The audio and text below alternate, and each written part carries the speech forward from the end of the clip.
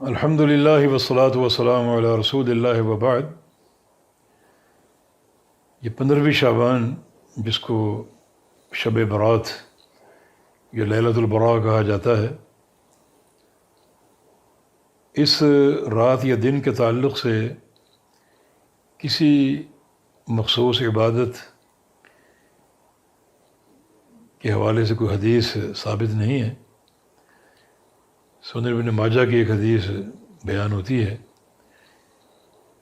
جس میں قوموا لیلہا وصوموا نہارہا کے الفاظ ہیں کہ 15ویں رات ہو تو رات کو قیام کرو، عبادت کرو، اور دن کو روزے رکھو۔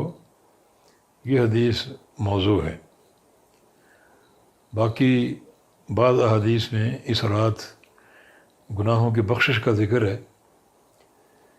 جامع ترمذی کی معروف حدیث ہے،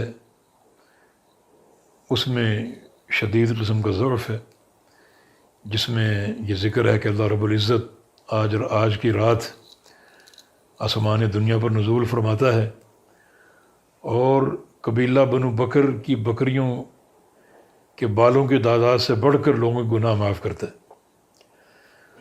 تو نزول کا جہاں تک تعلق ہے تو اس رات کے ساتھ مخصوص نہیں ہے، وہ ہر رات کا نزول ثابت ہے۔ اور جہاں تک معاملہ لوگوں کے گناہوں کی بخشش کا ہے، بنو بکر قبیلے کے بکریوں کے بالوں سے بڑھ کر، تو چونکہ یہ حدیث ضعیف ہے، امام ترمذی فرماتے ہیں کہ یہ حدیث لے کر میں اپنے شیخ امام بخاری کے پاس گیا اس حدیث کا حکم معلوم کرنے کے لیے، تو انہوں نے کہا اس میں 2 جگہ انقطاع ہے۔ حجاج بن ارطاد کا سماع یحییٰ بن ابی کثیر سے ثابت نہیں ہے، اور یحییٰ کا سماع عروہ سے ثابت نہیں۔ تو چونکہ یہ انقطاع پے در پے ہے، اس لیے یہ حدیث معضل ہے اور یہ حجت کے قابل نہیں ہے۔ ایک حدیث میں گناہوں کی بخشش کا ذکر ہے اور ساتھ ساتھ یہ کہ 2 بندوں کو اللہ تعالیٰ معاف نہیں کرے گا، الا لمشرک او مشاہن۔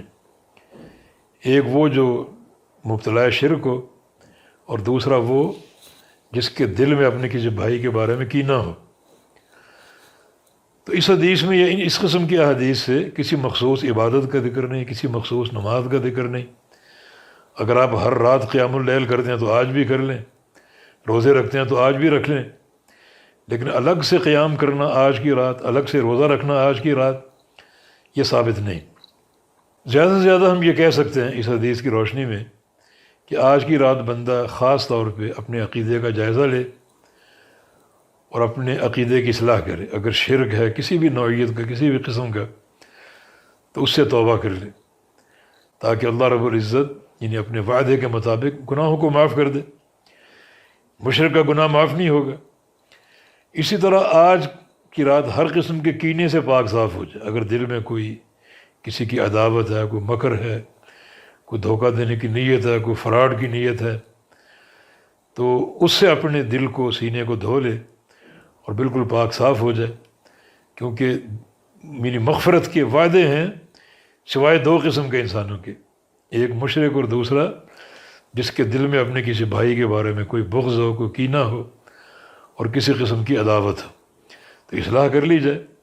باقی کسی مخصوص عبادت کا ذکر نہیں ہے، قبرستان جانا ثابت نہیں ہے، اور اس دن یا رات کوئی مخصوص پکوان ثابت نہیں ہے۔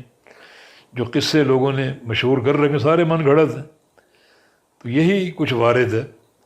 باقی اس رات کو جو لیلۃ المبارکہ کہا گیا اور اس کو بلکہ شب قدر بعض لوگوں نے قرار دیا، وہ بھی ثابت نہیں ہے، بلکہ لیلۃ المبارکہ شب قدر رمضان والی ہے جس میں قرآن کا نزول ہوا تھا، اور یہی چیز دین سے ثابت ہے۔